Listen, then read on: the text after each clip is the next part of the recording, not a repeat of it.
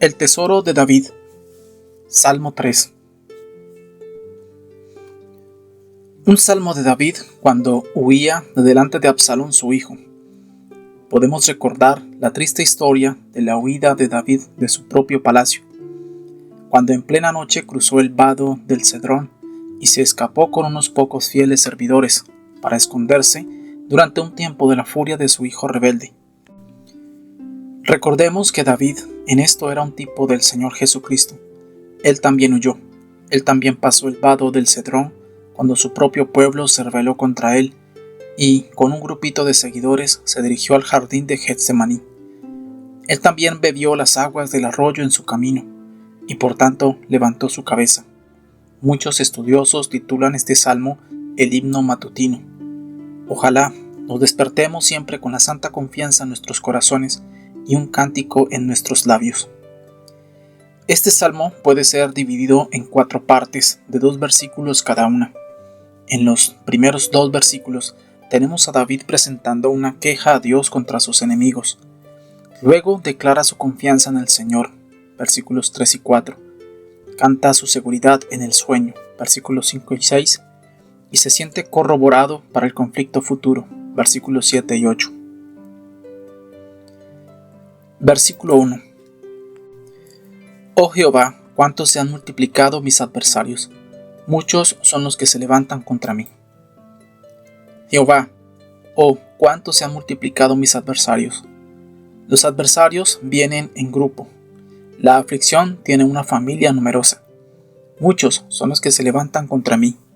Las legiones de nuestros pecados, los ejércitos de enemigos, la muchedumbre de dolores corporales, la hueste de aflicciones espirituales y todos los aliados de la muerte y el infierno se han dispuesto en batalla contra el Hijo del Hombre. Qué engañosos y peligrosos son todos ellos y qué poca fidelidad y constancia se halla entre los hombres. David tenía el afecto de sus súbditos, tanto como puede haberlo tenido cualquier otro rey, y con todo, de repente, los perdió todos. Versículo 2. Muchos son los que dicen de mí, no hay para él salvación en Dios. Selah. Muchos son los que dicen de mí, no hay para él salvación en Dios. David se queja delante de su Dios amante de la peor arma de sus enemigos en sus ataques, y la gota más amarga de sus penas. Este era el comentario más hiriente de todos, pues declaraban que no había salvación para él en Dios. Con todo, David sabía en su propia conciencia que había dado base hasta cierto punto para esta exclamación, porque había cometido pecado contra Dios a la misma luz del día. Si todas las pruebas que nos vienen del cielo, todas las tentaciones que ascienden del infierno y todas las cruces que se levantan de la tierra pudieran mezclarse y oprimirnos, no podrían hacer una prueba tan terrible como la que está contenida en este versículo. Es la más amarga de todas las aflicciones, temer que no haya ayuda ni salvación para nosotros en Dios. No obstante, recordemos que nuestro bendito Salvador tuvo que sufrir esto al grado sumo cuando exclamó, Dios mío, ¿por qué me has desamparado? Cuando el creyente pone en duda el poder de Dios o su interés en él, su gozo desaparece como la sangre sale de una arteria cortada. Este versículo es verdaderamente una herida dolorosa. Un hijo de Dios se sobresalta ante el mismo pensamiento de despertar de la ayuda de Dios. No puedes afligirle con algo peor que el intentar persuadirle de que no hay salvación para él en Dios. Selah. La palabra ocurre 73 veces en los Salmos y 3 veces en el libro de Habacuc. Albert Barnes. Versículo 3. Mas tú, Jehová, eres escudo alrededor de mí, mi gloria y el que levanta mi cabeza. Tú eres mi gloria. Oh, que tengamos la gracia de ver nuestra gloria futura en medio del oprobio presente. Hay una gloria presente en nuestras aflicciones, si podemos discernirla, porque no es algo sin importancia el tener la comunión de Cristo en sus sufrimientos. David fue honrado cuando ascendió al olivete, llorando con la cabeza cubierta, porque en todo fue hecho como su Señor. Nosotros podemos aprender a este respecto, a gloriarnos también en las tribulaciones. Versículo 4. Con mi voz clamé a Jehová y él me respondió desde su monte santo. Selah.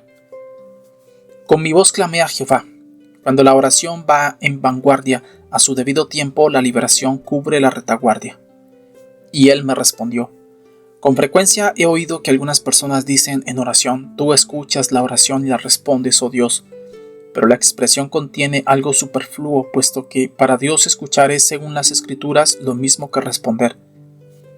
Versículo 5. Yo me acosté y dormí y desperté porque Jehová me sustentaba. Yo me acosté y dormí. Hay un sueño de presunción. Dios nos libre de él. Hay el sueño de la santa confianza. Dios nos ayude a cerrar los ojos para disfrutarlo. Tiene que haber sido verdaderamente una blanda almohada la que pudo hacer que David olvidara su peligro cuando un ejército rebelde estaba avanzando en su búsqueda. Con todo, tan trascendente es la influencia de esta paz, que puede hacer que la criatura se acueste tan alegremente para dormir en la tumba como si fuera la cama más blanda. Se puede decir que el niño que llama para que le pongan en la cama está dispuesto. Algunos de los santos han deseado que Dios les pusiera a descansar en sus camas de polvo, y esto no como resultado de una desazón o aflicción presente, como hizo Job, sino por un dulce sentido de esta paz en su pecho. Ahora despide a tu siervo en paz, porque mis ojos han visto tu salvación. Fue el cántico del anciano Simeón. W.M. Gurnall. Una buena conciencia puede dormir en la boca de un cañón. La gracia es una cota de malla para el cristiano, el cual no teme la flecha ni la bala. Jehová me sostenía. ¿No sería muy útil considerar el poder sustentador manifestado en nosotros en tanto que estamos durmiendo, en el flujo de la sangre, en el dilatarse y contraerse los pulmones, etc., y en el cuerpo y en la continuidad de las facultades mentales, en tanto que la imagen de la muerte está sobre nosotros? Cristo, en las palabras de este versículo, da a entender su muerte y su sepultura. Versículo 6. No temeré a 10 millares de gente que pusieran sitio contra mí. No temeré a 10 millares de gente que pongan sitio contra mí. El salmista confiará a pesar de las apariencias amenazadoras. El salmista no temerá aunque haya 10,000 enemigos que le rodeen. Los creyentes débiles ahora están dispuestos a excusarse, y nosotros mismos estamos demasiado dispuestos a hacer uso de excusas. En vez de sobreponernos a las debilidades de la carne, nos refugiamos bajo la misma y la usamos como una excusa. El confiar solamente cuando las apariencias son favorables es navegar solo con el viento y la marea, creer solo cuando podemos ver. Sigamos el ejemplo del salmista y busquemos esta fe sin límite que nos permitirá confiar en Dios, venga lo que venga. Philip Bennett Power, en Yo quiero, en los Salmos. No importa quiénes sean nuestros enemigos, por más que sean legiones en cuanto al número, en cuanto al poder, principados, en sutileza serpientes, en crueldad dragones, en ventaja de emplazamiento príncipes del aire, en cuanto a malicia maldades espirituales. Más fuerte es el que está con nosotros que el que está contra nosotros. No hay nada que nos pueda separar del amor de Dios. En Cristo Jesús, Señor nuestro, seremos más que vencedores. Versículo 8. Las salvaciones de Jehová. Sobre tu pueblo sea tu bendición. Selah. Las salvaciones de Jehová. Este versículo contiene la suma y sustancia de la doctrina calvinista. Escudriña las Escrituras y si las lees con la mente abierta y sincera, te persuadirás de que la doctrina de la salvación, por la gracia solamente, es la gran doctrina de la palabra de Dios. Este es un punto con respecto al cual estamos en pugna constante. Nuestros oponentes dicen la salvación pertenece a la voluntad libre del hombre, si no al mérito del hombre, por lo menos a la voluntad del hombre. Pero nosotros sostenemos y enseñamos que la salvación desde el principio al fin, en cada punto y detalle de la misma, pertenece al Dios Altísimo. Es Dios el que escoge a su pueblo. Él los llama por su gracia. Él los aviva por medio de su espíritu y los guarda con su poder. No es del hombre ni por el hombre, no es del que quiere ni del que corre, sino de Dios que muestra misericordia. Todos hemos de aprender esta verdad experimentalmente porque nuestra carne y sangre orgullosas nunca nos permitirían aprenderla de otra manera. Sobre tu pueblo sea tu bendición. Aquellos cristianos de primera magnitud, de los cuales el mundo no era digno, experimentaron vituperios y azotes, y a más de esto prisiones y cárceles. Fueron apedreados, aserrados, puestos a prueba, muertos a filo de espada. Hebreos 11, 36 al 37. ¿Cómo? ¿Y durante todo este tiempo de sufrimiento eran bienaventurados? Un hombre carnal podría pensar que si esto es bendición, que Dios le libre de ella. Pero sea cual sea la opinión que tengamos del hecho, nuestro Cristo Salvador dijo que el hombre piadoso es bienaventurado. Aunque lleve luto, aunque sea un mártir, es bienaventurado. Job, sentado en las cenizas de la basura, era bienaventurado. Los santos son bienaventurados cuando son maldecidos. Los santos, aunque sean magullados y heridos, son bienaventurados. Thomas Watson.